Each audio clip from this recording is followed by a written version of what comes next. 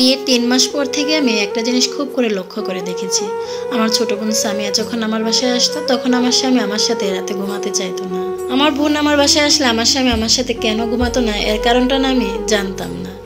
আর যখন আমি আমার ছোট বোনকে বলতাম তুই একা থাকতে ভয় পাবি আমার সাথে ঘুমা, তখন আমার ছোট বোনও না আমার সাথে ঘুমাতো না।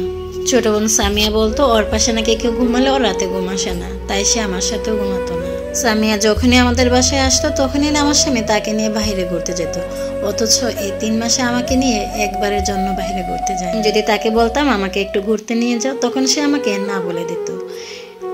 আমাকে না বলার কারণে না ইদানিং আমার বোনকে নিয়ে ঘুরতে যায়, আমার বোন আসলে আমার সাথে থাকতে চায় না। এই বিষয়গুলো না আমার মাথায় খুবই ভাবাচ্ছে। আজ আমার ছোট বোন আমার বাসায় এসেছে। আমার স্বামী আজ সন্ধ্যার সময় অফিস থেকে চলে এসেছে, অথচ রাত ৮টা-৯টার পরও সে বাসায় আসে না। আমি এই ৩ মাসে একদিনও তাকে দেখিনি বাসায় আসতে। রাতে ডিনারের সময় যখন বললাম যে আমি কিন্তু রাতে একা ঘুমাতে পারবো না, আমার খুবই ভয় লাগে, তুমি বা তানিয়া দুজনে যে কোনো একজন আমার সাথে ঘুমাতে হবে। আমার কথাটা শুনে আমার স্বামী আর আমার বোনের মুখটা না একদম কালো হয়ে গেল। আমার আর বুঝতে আর কিছু বাকি রইল না, আমার সন্দেহের চাকাটা আরো জোরালো হয়ে গেল। আমি যে মানুষগুলোকে ভালোবাসি, সম্মান করি, ওই মানুষগুলাই কি আমার সাথে বিশ্বাসঘাতকতা করছে?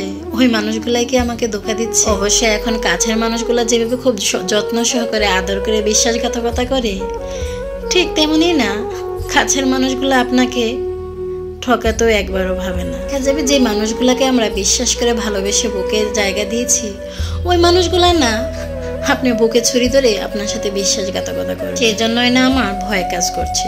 সত্যি যদি আমার সন্দেহটা সঠিক হয়, সেদিন হয়তো আমার আর বেঁচে থাকা হবে না।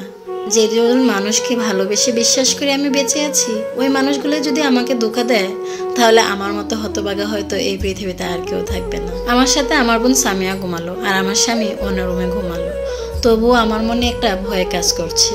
আমার ধারণাটা যদি সত্যি হয়ে যায়, তাই তো ঘুমানোর পর যখন সামিয়াকে আর বিছানায় দেখলাম না, তখন আমার বুকের ভিতরটা না কেমন করে উঠলো। আমার সন্দেহটা সঠিক হলো।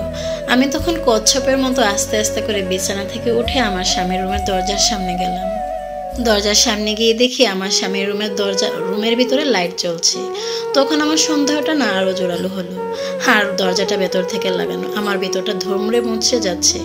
ঠিক তখনই না তানিয়া আমার পেছন থেকে আমার কাঁধের উপরে হাত রাখলো।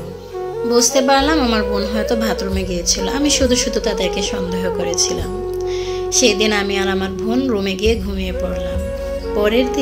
পরের দিন আমার বোন আর আমার স্বামী একসাথে বাসা থেকে বের হয়।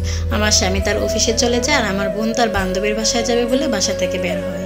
আমি বুঝতে পারলাম না এখানে আমার বোনের কোন বান্ধবীর বাসা। আমার বোনের বান্ধবী এমন একজন নাই যে তাকে আমি চিনি না। যখন আমি জিজ্ঞাসা করলাম কার বাসায় যাবি, তখন সে এমন একটা নাম বললো যার নাম আমি আগে কখনো শুনিনি। আমি একা বাসায় বসে থাকি আর অদ্ভুত চিন্তা করতে থাকি। নিজের প্রতি আমার অনেক ঘৃণা হলো।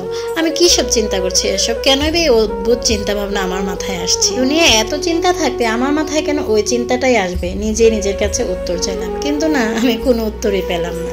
বিকাল 3টায় আমার বোন বাসায় আসলো। যখন জানতে চাইলাম এত দেরি হলো কেন, সে বলল আমি অনেকদিন পর দেখা হয়েছে তো, তাই আমাকে আসতে দিতে চাচ্ছে না। অনেক জোর করে আমি বাসায় আসলাম। কিছুক্ষণ পর দেখলাম আমার বোন গোসলের জন্য বাথরুমে যাচ্ছে।